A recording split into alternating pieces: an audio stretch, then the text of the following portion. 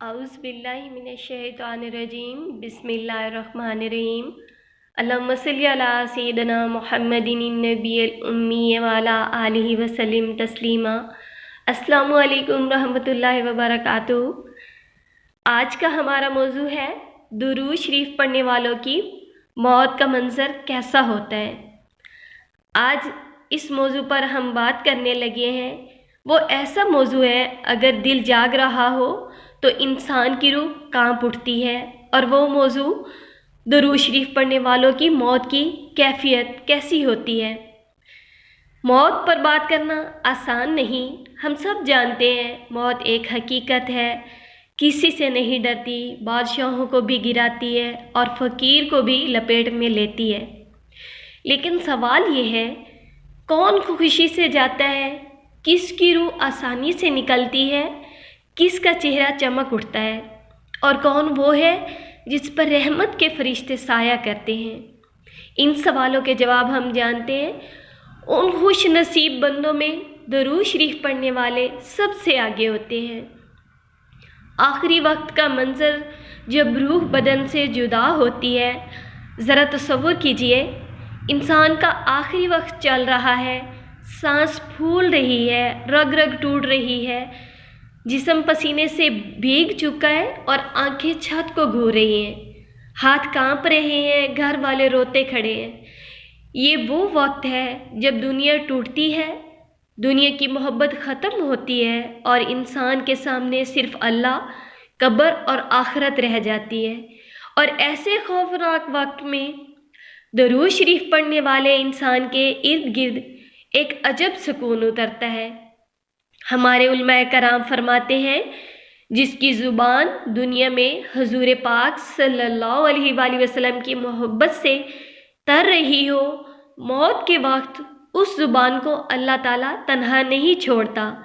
उस लम्हे रहमत के फरिश्ते उसके पास आते हैं, दिल की धड़कन हल्की होने लगती है, आंखों में खौफ की बजाय एक नरमी पैदा हो जाती है, जैसे दिल कह रहा हो, या अल्लाह, मैं गुनाहगार सही, कमज़ोर सही, मगर मैं तेरे महबूब सल्लल्लाहु अलैहि वसल्लम पर दरूद पढ़ता था, मेरे मामले में आसानी फरमा दे। फरिश्तों की आमद, दरूद शरीफ की बरकत। हम सब जानते हैं, मौत के वक्त शैतान आखिरी कोशिश करता है कि किसी न किसी तरह इंसान का ईमान छीन ले, लेकिन दुरूद शरीफ पढ़ने वाले के पास जब रहमत के फरिश्ते आते हैं तो वो शैतान उन फरिश्तों से दूर भागता है। बुजुर्गान दीन लिखते हैं, दुरूद शरीफ पढ़ने वाले की मौत आती है तो फरिश्ते उसके सामने नूर की रोशनी के साथ आते हैं और उसके दिल से खौफ कम होने लगता है। गोया दिल पर एक हाथ रखा जाता है, जैसे कोई कह रहा हो, डर मत, तू अकेला नहीं, तेरे दरूद की खुशबू आसमानों तक पहुंची थी, आज हम तेरे लिए आए हैं। कब्र की तरफ ये दुनिया से रुखसती का पहला मरहला है, और फिर वो वक्त आता है जिससे सब डरते हैं। कब्र, जहाँ न माँ, न बाप, न दोस्त, न औलाद, जहाँ इंसान को अकेले उतरना है। मगर दरूद शरीफ वाले के लिए कब्र की मिट्टी वैसी सख्त नहीं रहती। हदीसों में आया है कि दरूद शरीफ अमाल में सबसे ज़्यादा नूर लाने वाला अमल है। तो सोचो, जिसका दिल ज़िंदगी भर दरूद के नूर से रोशन रहा हो, अल्लाह उसकी कब्र को क्यों अंधेरा छोड़ेगा। हमारे उलमाए कराम लिखते हैं कि बाज़ दरूद पढ़ने वालों के चेहरे कब्र में उतरते वक्त इस तरह चमक रहे थे जैसे कोई चिराग जला हुआ हो। मौत के बाद चेहरा रोशन क्यों होता है? आपने बारहा सुना होगा, कुछ लोगों का चेहरा मौत के बाद नौरानी होता है, कुछ का पुरसकून और कुछ का मुस्कराता हुआ। ये सब इत्तफाक नहीं होता। ऐसा तब होता है जब ज़िंदगी में कोई ऐसा अमल हो जो अल्लाह को महबूब हो। दुरूद शरीफ ऐसा अमल है जो अल्लाह के अर्श तक पहुँचता है। दुरूद पढ़ने वाले की मौत के बाद चेहरे पर खौफ की जगह सुकून होता है, سختی کی جگہ نرمی، پریشانی کی جگہ پر مسکراہٹ نظر آتی ہے۔ یہ اس بات کا اشارہ ہے کہ یہ بندہ خالی ہاتھ نہیں گیا، اس کے ہاتھ میں درود کا تحفہ تھا۔ درود نہ پڑھنے والے اور پڑھنے والوں کی موت میں فرق ذرا غور کیجئے۔ موت سب کی ہے، قبر سب کی ہے، لیکن سفر سب کا ایک جیسا نہیں ہے۔ جو زبان گانے، فضول باتوں، لڑائی گالیوں میں گزری ہو، اس موت کے وقت سختی محسوس ہوتی ہے، مگر جو زبان حضور پاک صلی اللہ علیہ وآلہ وسلم کے نام سے معطر رہی ہو، اس زبان کے لیے موت آسان کی جاتی ہے۔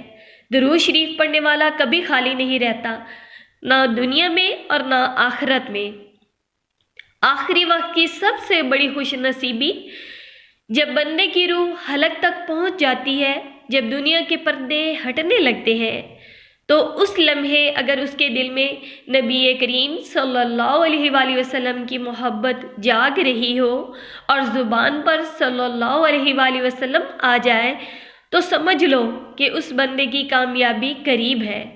کیا پتہ وہ آخری درود ہی اس کی قبر کا اندھیرا دور کر دے، وہ آخری درود ہی اللہ کی رحمت کو کھینچ لائے، وہ آخری درود ہی آخرت میں شفاعت کا ذریعہ بن جائے۔